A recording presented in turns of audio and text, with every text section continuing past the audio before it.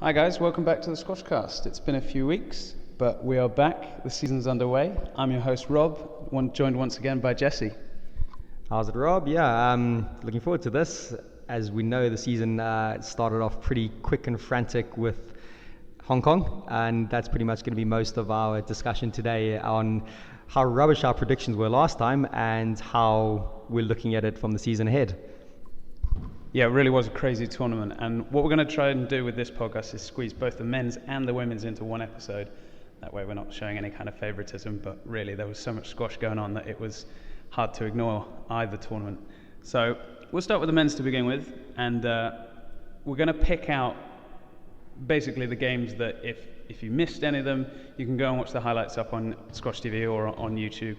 And these are the ones that we felt were worth giving you your time for. So round one, we had a big upset with Tufeng Yip taking out the third seed Miguel Rodriguez. Now, that was a big scalp to take. Yeah, no, a great pronunciation of the name, by the way. It got better than I would have been able to done. Yeah, I think I said in the last Squashcast about this tournament in particular, it does tend to throw up some really strange results because a lot of preseason stuff might have gone good for some people, might have gone really bad for others. So yeah, with Rodriguez losing 3-2 in the first round, that's a massive loss for him. The number 3 seed in the tournament, going out first round to pretty much the local, wasn't it, or the wild card of that tournament. Massive credit to the lad who won it. I didn't get much chance to see it. Did you get a chance to see that one, Rob? Yeah, I did, and it was one of those games where you really felt that Rodriguez wasn't concentrating that much. He was a bit annoyed with some of the calls, especially towards the end. I think he felt very frustrated that he dropped 2 games by this point at 2-2, and he really should have finished it off in 3. He just had that kind of skill level. But it's as somebody said after the game online, he's the kind of player that on his day can beat more or less anybody, but then equally when he's having a bad day he can lose to pretty much anybody as well, and it's a real shame to see sometimes. Yeah, that might have an implication on his season coming ahead. I'm sure it sounds like a pretty obvious statement but I'm sure he's getting his head down and working hard on those consistency levels to make sure that he's not not on his bad day, not getting distracted, not losing to those players that he shouldn't be, and then asking the right questions of the players above him. So, I'm sure this will concentrate the mind for him really early on. Probably better to come early on in the season rather than a little bit later. So yeah, I'm sure he'll bounce back as he does the cannonball that he is. Yeah, we really hope he does.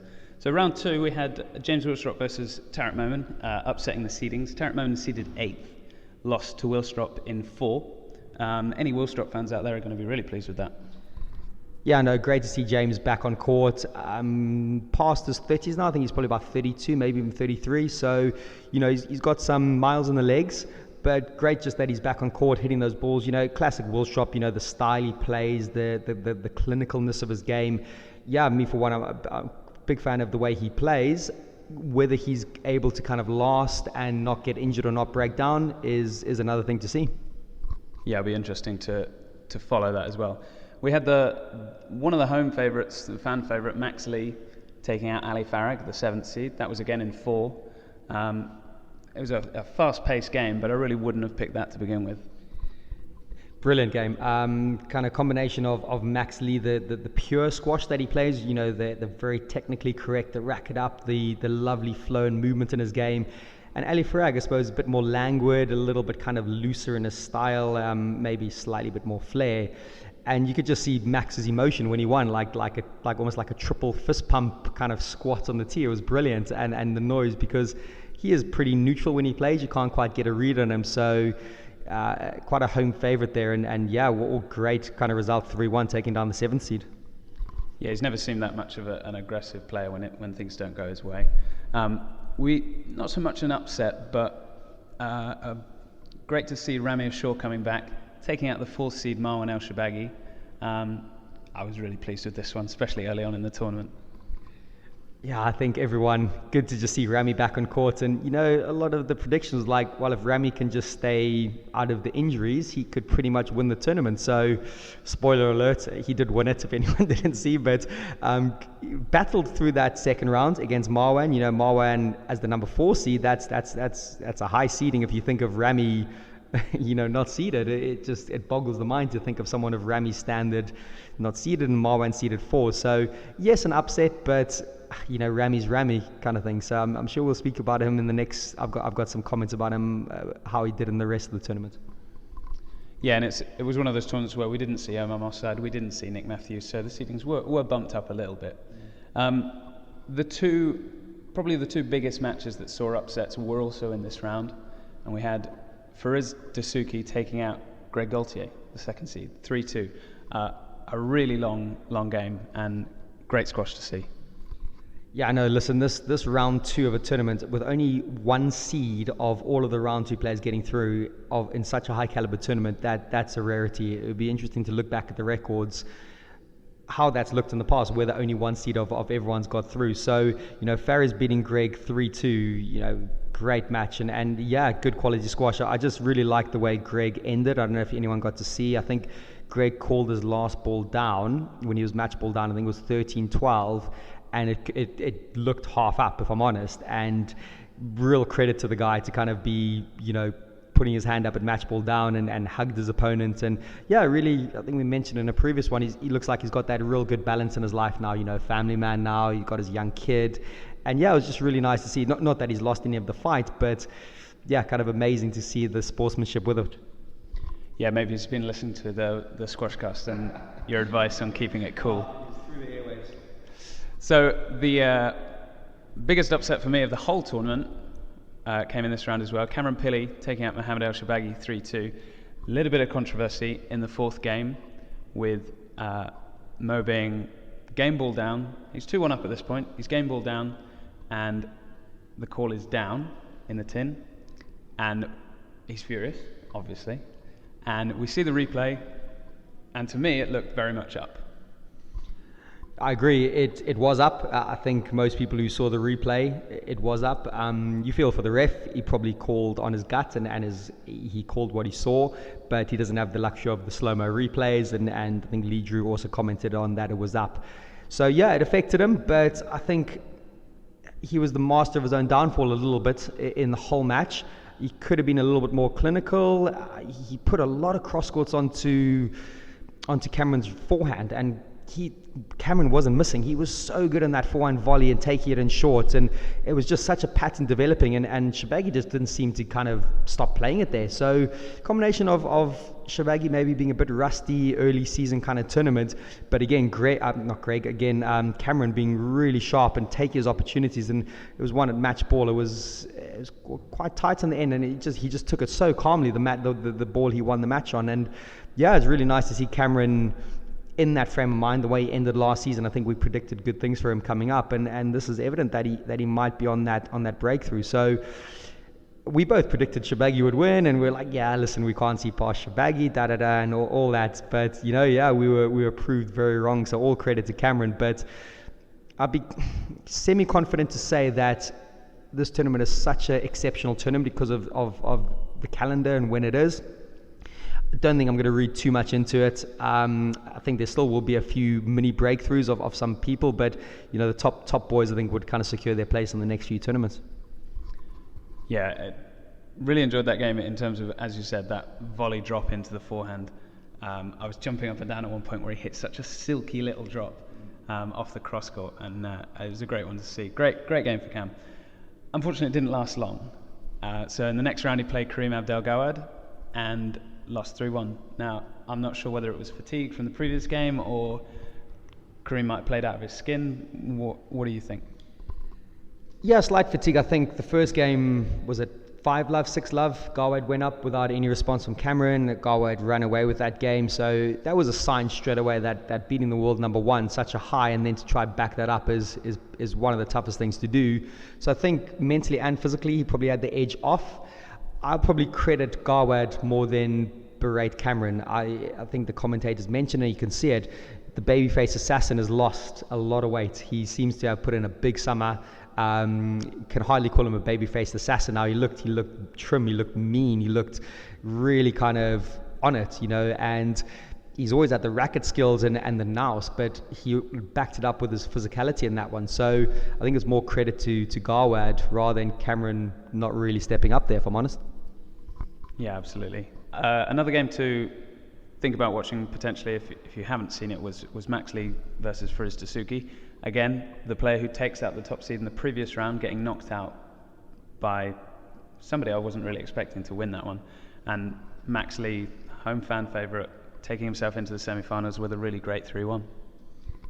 Yeah, brilliant from Max again. He's really backed up a good win with another good win there. That's the type of, I suppose, results you get to jump at his level 3, 4, 5 places up the world ranking. So someone like Pili taking out Shorbagy, but then losing next round. Yeah, good. You take out the number 1 seed, but you got to ideally back it up and keep it going. And Max has done that. He's gone and taken out Fares. Again, really pure squash. Lots of emotion from Max when he won that again as well. And yeah, I've been quite a big fan of him. I use him as a coaching methodology because he does all the things pretty well, pretty correct. So yeah, home favorite. And I think the fans pulled him through there. Playing in front of those fans and that crowd. If that doesn't get you through, I don't know what will. Yeah, and unfortunately, once again, taking out a stronger opponent didn't last very long. Between the quarterfinals and the semi-finals, they moved to the glass court, the arena court, and he had to take on Ramy Ashour. And it wasn't a particularly long game. Unfortunately, it was 3-0. Yeah, look, Ramy, weird. It was quite a strange tournament for Ramy in that sense, where almost his hardest match was his second round match against Marwan. Then it got a bit easier in the quarters. Then it got even easier in the semi-finals. So it was almost like, not that he had an easy route, you still got to beat who's in front of you, but it was almost like the more time Ramy was on court, he was just sharpening up. He was just getting his eye in, getting the feel of the game, getting the match play, the competitiveness, the juices started to flow. So again, probably more credit to Ramy than Max not playing that well. I think probably what I saw of it, Ramy, the artist, was, getting on song. You could see he was building this momentum and yeah, it kind of everyone's fears, not everyone's fears, but the players' fears, but the spectators' hopes were coming alive where, he was improving and he was just getting stronger and stronger each round, getting people off court a little bit quicker. So yeah, it was boding interesting things for the final. So, Max to be drawn against Ramy, I think Max, if you had at the start of the tournament said, listen, you're going to play Ramy in the semi-finals, I think you would have bitten your hand off for that, So you can't really discredit Max too much, but more compliment Ramy on it all. Yeah, it really felt like the whole tournament was a way of easing Ramy back in, as if there was some sort of agreement between the players that they'd get knocked out early. Obviously that didn't happen, but it's a great way to see Ramy build his way up through a tournament like we've seen him do many times before. Now the other semi-final was Kareem Abdul-Gawad taking on Ryan Caskelly. Ryan Caskelly in the previous round had taken out James Willstrop. Now that was a good game, but this semi-final was a little bit easier for Kareem, I think. Yeah, I think even though Caskelly was seated above James, I would have slightly backed James, and that just because of the experience, the style he plays at, the clinicalness James was looking, his clinical game that he looks to impose on people. But yeah, Ryan dug deep in that round before to beat James, and you could see it meant a lot to him. He fist pumped a lot. He walked around the court. He was hitting the walls in joy. So, I think, got to check the records, but I don't think Caskelly has beaten James before. I'm not even sure if they've met, but I would have said James would have won that one. But credit to the Aussie, who's had a bit of a breakthrough last season and looks like he's backing that up. Saying that, what he did with James, I think that actually took quite an emotional and physical toll out of him. And also, again, saying, listen, Ryan, you're going to be in the semis of the Hong Kong Open. While maybe that was exceeded his expectations at that point, and not that he didn't try or anything in the semis, but maybe there was that little bit of satisfaction. I've got there. I've had a bit of a breakthrough, and Gawad, again, how he looked the round before and how he's trimmed up and how sharp he was looking. Again, probably him winning it more than Caskelly losing it, but probably Caskelly a little bit off the pace percentage-wise, mentally, physically, and Gawad, just doing what he does best, plus with the added threat of a physical side now. Yeah, Gawad really putting on the pressure at some points as well. So, and now we move on to the final. Now, I enjoyed the game, but from a personal point of view, it seemed a bit of an anticlimax. What did you feel? Yeah, strangely it did. Even though it was a 3-2, 11-6 in the fifth. I don't know, it was kind of a strange one. It's interesting you say that, because the excitement wasn't as there, even though like Rami's there, the art is brilliant. Whether, I don't want to kind of disrespect someone like Gawad, but maybe because it was him, maybe because Shabagi, Gulte had been knocked out early, maybe the tournament lost a bit of momentum there. But end of the day, Rami's won the Hong Kong Open. He's won it 3-2. Great that he's back on the map, and I think all the fans want to see the longevity happening in him. Again, early season stuff, I don't think the quality was the best. Maybe that was a factor to it. I think they were going for their shots and they were trying to play a certain style, but not, it wasn't as much flair as I've seen, or as much kind of open court running around and the squash we come to expect. Well, I suppose the squash we saw towards the end of last season. So yeah, everyone's still that little bit not match sharp yet, but yeah, it is. It's weird you say something like that. If you to look at that on paper, 3-2, 11-6 in the fifth to Rami, you'd say, oh wow, I really want to watch that match. But yeah, it didn't quite spark for some reason. I can't quite put my finger on it. Yeah, I really felt the same way. There never seemed that many highlight reel shots or rallies, and there was some really good moments. A lot of the time Rami was making Gawad run corner to corner, and Rami standing on the tee, popping the ball away. And Gawad's picking it up, and that's normally the formula for a really exciting rally, and it just didn't pop, it didn't snap. So it really kind of gets me ready for the next tournament. I really want to see what's going to come next, and hopefully we can bring that flair back. So that's it for the men's. Rami Ashour is the 2016 Hong Kong Open champion, which is fantastic news for any Rami fans. We're going to move on to the women's, and start in round one there were no real upsets, but there was a little bit of a wobble for Laura Mazzaro. She nearly lost to Hania El Hammami, and I think it's, as you said before, it's one of those first games back. It's a little bit wobbly. It's a very long flight as well. You're coming all the way from the UK. I have no idea how long that flight is, 22 hours or something ridiculous. And that's not a fun trip to make. Yeah, I think it's about 14 or 15, but yeah, almost a 24-hour day there.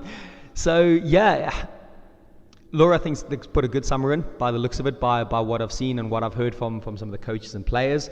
And yeah, kind of early season nerves maybe got her, or early season expectations. Not quite sure, but she gave herself a lot to do. But you can look at it inversely. She spent a lot of time on court at a 3-2. There's positives you can look out of that game. But I think we predicted she's looking great, in good shape, and I'm excited to see how she's going to do the rest of the season. Yeah. So moving on to round two, we had Noor El Tayeb taking out third seed Raneem El Walili. Now this was a big game, and to me it seemed like Raneem had turned up to the tournament and wasn't really ready, and she went up against the 16th seed, and normally you'd expect anyone in those top four to take out anyone else in the top 16. Sure, yeah, Raneem turning up, great end of last season. Maybe there was just an expectation. She kind of turned up, and all she had to do was turn up, and her ranking would win her that match. But Noor, another Egyptian, would probably know her pretty well, and yeah, I didn't get a chance to see this match, unfortunately, but the reports I read a little bit in that, yeah, I think there was just that slight swagger, which is good to have, but yeah, kind of undercooked a little bit. But again, it could be like what happened to some of the boys in round two. Again, this was also round two. Can kind of go away and concentrate the mind for Raneem. She might go back and go, right, wow, I'm a bit undercooked here, and I reckon she's going to come back all guns blazing, and everyone watch out for her. Absolutely. We've got tournaments coming up left, right and centre in the next couple of weeks, so I'm really hoping she can get back on fire on all cylinders. Moving on to the quarterfinals, we had the 5th seed Nouran Gohar take on the 2nd seed Laura Mazzaro. Now this was an incredibly tight game, and I believe Laura was 2-love down and came back, and I think she sort of got shocked at the beginning by the pace of Gohar, and came back and won the 3rd and the 4th, and took a little lead in the 5th. And at this point, I really thought the game was over. I thought Laura was just going to bring that longevity that she has in the games and take the game and walk into the semi-finals. Yeah, I think again, I'm not sure how Laura got herself down to love. I think you make a good point that it was just a bit of a shock to it. Nouran, she is a slight unknown quantity, not so much anymore, but I I think this tournament in particular is gonna really kind of open the girls' eyes to what she has to offer. Just that absolutely ridiculous pace she plays at. Not necessarily pace, but the power she hits it at. She gets that racket up so early, so quick, shows so much threat, and just thunders that ball in. So, I think you made a comment to me before this about how like the power overcomes the kind of the quality, and it looks like that. It looks like she's going at it, blitzing it around, and kind of not hoping, but kind of going, right, that's the way to win.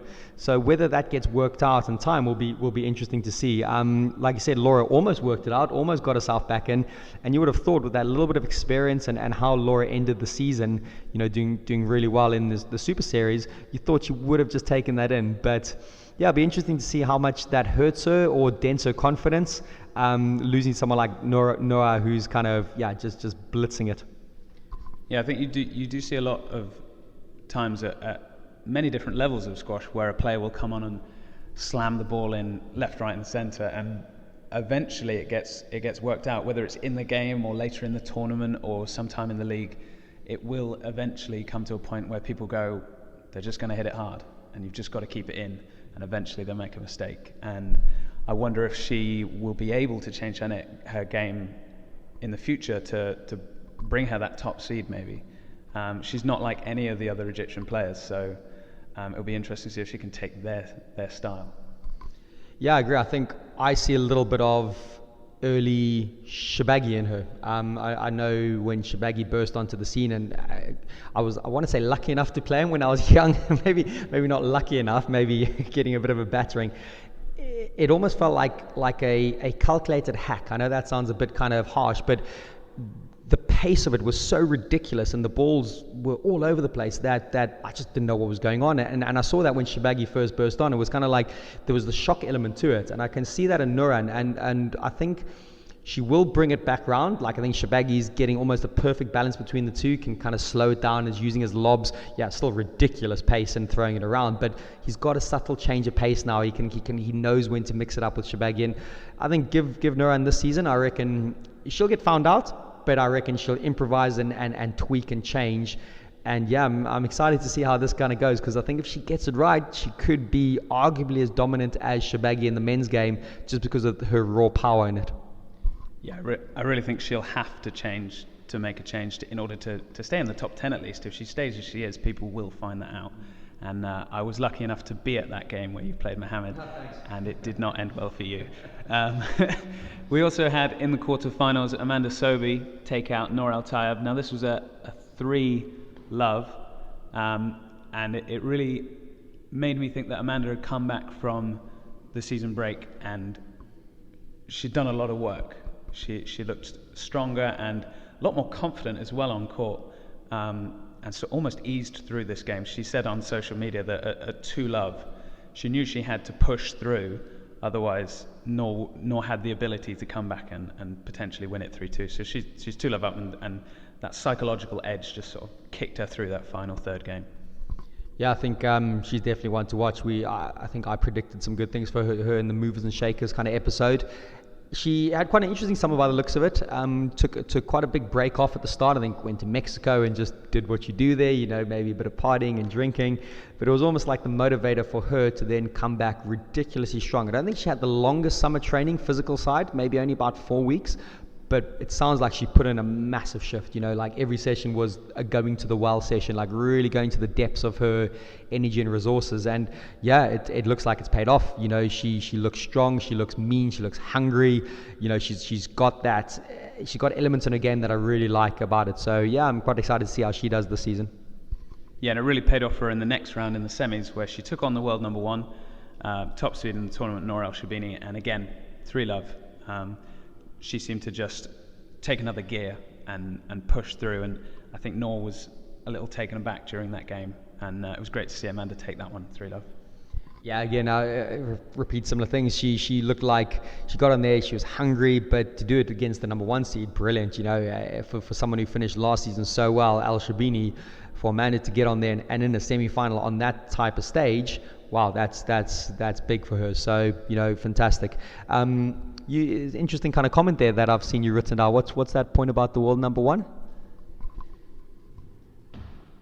knocked out in 3 games. Okay. So it was a bit of a surprise to see her not take a game, maybe even 2. Yeah. It was seemed like a quick 3-love. So. Oh, so I thought you had kind of written there that was like the first time in history of something like that. So nope, my mistake. Looking at the other semi-final, which was Nouran Gohar beating Nicole David 3-1. Again, great for Nouran to take out Nicole. I think in the movers and shakers, we semi-predicted that Nicole wouldn't win many more tournaments. If we're honest, we think she's physically just not what she used to be. And yeah, just the youngsters seem to have got the better of her now. She either needs to maybe reinvent her game a little bit and change what she's trying to do. So yeah, it's kind of changing of guard, a little bit sad because Nicole has been such a poster girl for the game for the last 10 years that it'll be hard to see her winning any majors. And I know Nicole David in Hong Kong has been phenomenal. I think she's won so many tournaments in the past there. I can't remember. Is it 9-10? And yeah, so for her to lose in the semis, I think Nouran, she played out of her skin to make that happen.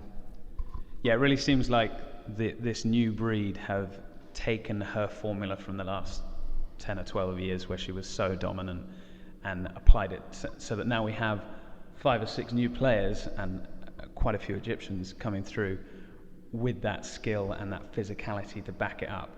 And they've taken that Nicole David formula and are now dominating that top 8 bracket.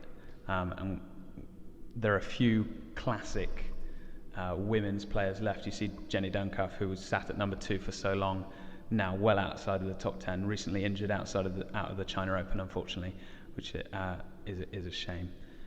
So that really set us up for the final, which Nouran Gohar and Amanda Sobey. And this one for me was actually probably the best game of the women's tournament, because you saw Amanda go up 1-0 and then 10-7 up in the 3rd game, and you just expect it to go 2-love and then potentially even 3-love, because she'd done it in the last 2 rounds where she'd taken 3-love, and maybe a lapse of concentration or Nouran just picking up the pace, and she took 5 points on the trot and won that game, and then the next 2 games, and Nouran won it 3-1, and it was a great way to come back from 1-love and a game ball down. Yeah, looking at that trend, I think I would have backed Amanda at that point, like you said, with her just about to go 2-love up. I think that's a bit of inexperience showing there from Amanda. She's got to the TOC final, I believe, Amanda, and Sam didn't win that one, and she needs to win. She needs to win the tournaments. I think when she gets over that hump, I think she's going to blitz through a little bit, or not blitz through. I think she's going to be right up there with the other Egyptian girls. So I just think she's not used to that yet. I think it's foreign territory that she's got to a couple of finals now, but if she can kind of get her foot over the line, I think there'll be so many options for her, not options, but so many chances for her to win more and more tournaments and more majors ahead, because she is different than the Egyptians. She plays in a different style. She's got different assets. She's got different weapons. So you can almost see like a rivalry developing between almost her and the others. I know Laura was obviously in there and Camille, but yeah, it'd be interesting, I think, because Amanda's young and she's kind of in that mix. It'll be interesting to see how that rivalry develops over the next few years. Yeah, it's going to be really good to see if she can use that physicality that I think she's just got a slight size advantage. She's a little bit taller, a little bit shoulders are going to help her out getting across that tee, and it's going to be interesting to see what she can do. Yeah, but listen, we can't forget Nouran Gohar, kind of 2016 Hong Kong Open ladies champion. Such a young talent. There's so much going for her. The technically, physically, just what she's doing, wow, she's impressed of late. So really I think the girls' game it's so exciting at the moment. There's so many options and variables, and yes, we saw the upsets in the men's, but yeah, it's this tournament again. Don't want to read too much into the early tournament, but wow, I think we're going to be talking some interesting debates on the Squashcast in the future. Yeah, and I think both of us said that we couldn't see outside of anyone of the top 4 winning this first tournament. And yet again, we were wrong. And that really proves that anything can happen in any sport. And it's great to see a bit of variety on that top step. So that does it for the Hong Kong Open. we've got a few tournaments coming up in the next few weeks, with the China Open starting September 1st. That's an M100 and an M70 for the women's, or W70. So you'll see a lot of top seeds in that tournament. I don't believe it's on Squash TV, unfortunately, but you'll be able to follow everything on PSA Squash TV. The next Squash TV streamed tournament is the Al Aram on September 19th to the 23rd. That's the one we were talking about in recent episodes, where they're going to put those courts back by the pyramids in Giza with that fabulous backdrop, and it's going to be a great one to watch.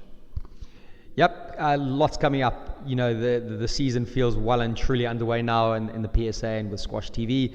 Interesting results in the China Open. We just looked at it before we started the Squash Cast, that Max Lee lost in the qualifying, I believe. So that's for him getting to the semi-finals of the Hong Kong as home one. He goes and loses in the semi-finals to Zahid Mohammed, world number 30. So from that emotional high of the China Open to that. So interesting. I think there'll be some quite strange results coming in, and we will report when we see it. Moving on a little bit just from the Al Aram, the one after that, which I'm quite interested in, where Nick Matthews going to enter the fray, so to speak.